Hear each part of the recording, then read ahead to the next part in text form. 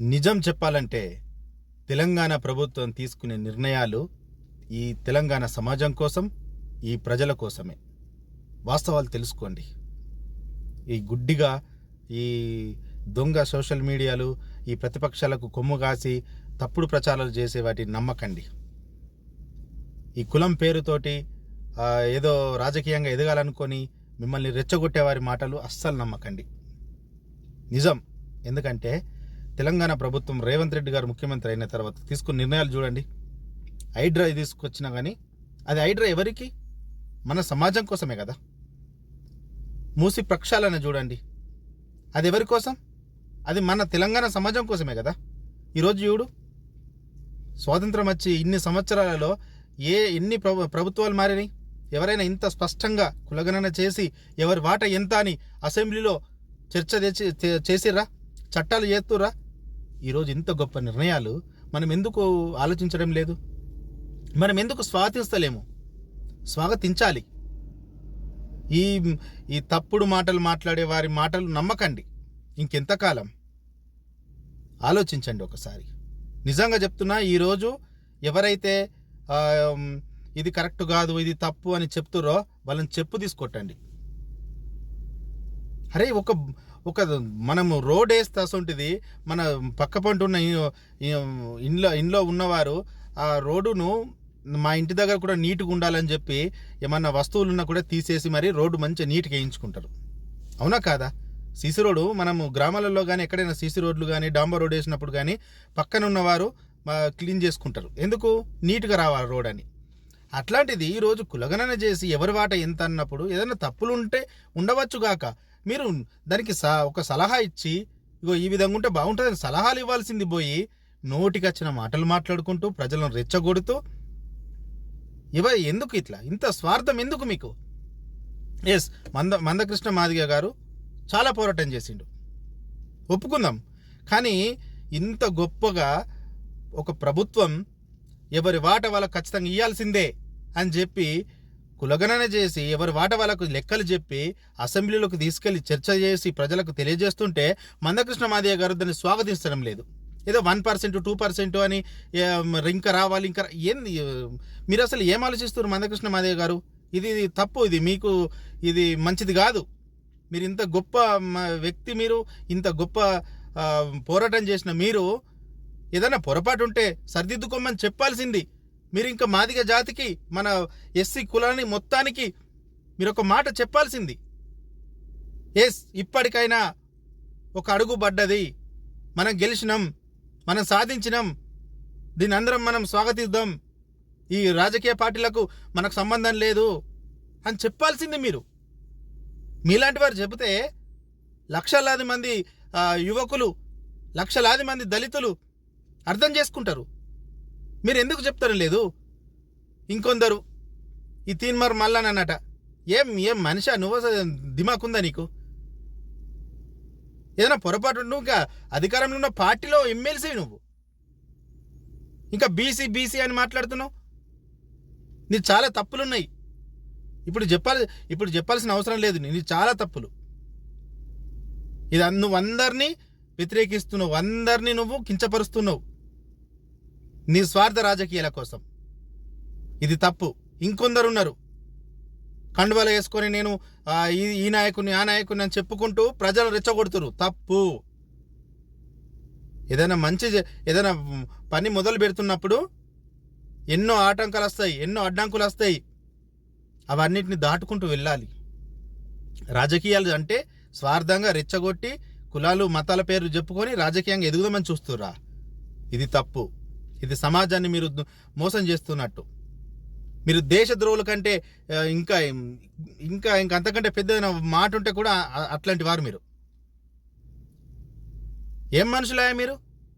సమాజానికి మంచి మాటలు చెప్పి సమాజాన్ని ఒక తరం బాగుపడితే 10 తరాలు బాగుపడతాయి, ఒక మంచి నిర్ణయం అని చెప్పాల్సింది పోయి ఏంది ఇది? మీరు డబ్బులకు పదవులకు ఆశపడుకుంటూ ప్రజలను తప్పుదారి పట్టించడం ఏంది ఇది? మీరు ఏం కావాలి మీకు? అసలు ఏం చేద్దాం అనుకుంటారు తెలంగాణ రాష్ట్రాన్ని, ప్రజలను? మీకు నిజంగా చిత్తశుద్ధి ఉంటే మేము బీసీలము, మేము ఇది, మేము అది, ఎస్సీ ఎస్టీ అని మేము గొప్పలని చెప్పుకుంటారు చూడు, మీకు దమ్ముంటే, ధైర్యం ఉంటే, ఎవరైతే ఈ కులగణంలో పాల్గొనలేదో మీరు స్వయంగా వెళ్ళి వాళ్ళని పాల్గొనిపించు, దీంట్లో పర్సంటేజ్ పెరుగుతుంది కదా.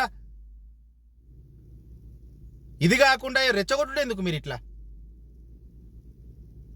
ప్రజలను తప్పుదారి పట్టించడం అవసరమా మీకు? ఎల్లకాలం భూమి మీద బతుకుతావు నువ్వు? బుద్ధి లేదు కాస్త కూడా.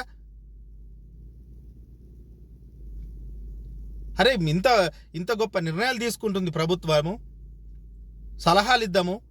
అరే ప్రభుత్వం కూడా ఎంత గొప్పగా మీకు అవకాశం ఇస్తుంది. ప్రతి ఒక్కరితో మాట్లాడదాం, ప్రతి ఒక్కరు సలహా తీసుకుందాం అంటుంది. కానీ ఎవరినైనా అసెంబ్లీ నుంచి కానీ మండలి నుంచి కానీ సస్పెండ్ చేయడం కానీ, లేదంటే మీకు మైక్ ఇవ్వకుండా చేయడం కానీ ఏమైనా చేస్తురా? ఇంత గొప్పగా చేస్తుంటే ఈ టీఆర్ఎస్ ఓడు, బీఆర్ఎస్ ఓడు, అలా ఉన్న మన ఎస్సీ ఎస్టీ బీసీలు వాడి కొమ్ము కాసుకుంటూ ఇక్కడ జరుగుతున్న వాస్తవాలు తెలుసుకోకుండా ప్రజలను తప్పుదారి పట్టిస్తారు. ఇది చాలా తప్పు. ఇది ఎంత అంటే ప్రజలు ఇంకా మీరు ఎన్ని చెప్తే అన్ని ఇంకా నమ్ముకుంటూ పోతారు అనుకుంటారు ప్రజలు. ఎంతకాలం మీరు తప్పుదారి పట్టిస్తారు ప్రజలను? మీరు ఎంతకాలం ఈ దొంగ సోషల్ మీడియా ద్వారా ప్రజలకు తప్పుడు సమాచారం ఇస్తారు? బుద్ధి లేవు కాస్త కూడా మీకు. ఇకనైనా బుద్ధి తెచ్చుకోండి, ప్రజలను రెచ్చగొట్టకండి, ప్రభుత్వానికి సహకరించండి, ప్రభుత్వానికి సలహాలు ఇవ్వండి. వారు తీసుకోకపోతే అప్పుడు ప్రశ్నించండి. అంతేగాని ఈ చిల్లర మల్లర మాటలు బంద్ చేయండి. ఒక కులాన్ని రెచ్చగొట్టి ఒక కులాన్ని కించపరచడం వల్ల అది రాబో రోజుల్లో చాలా పెద్ద పెద్ద సమస్యలు ఏర్పడతాయి.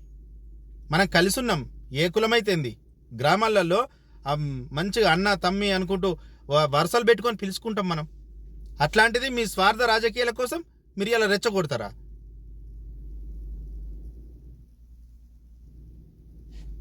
దీంట్లో ప్రభుత్వం కూడా, ముఖ్యమంత్రి రేవంత్ రెడ్డి గారు కూడా ఇటువంటి చిల్లర మల్లర మాట్లాడే వాళ్ళను, ప్రజలను రెచ్చగొట్టే వారి పైన ఖచ్చితంగా కఠినమైన చర్యలు తీసుకోవాలి.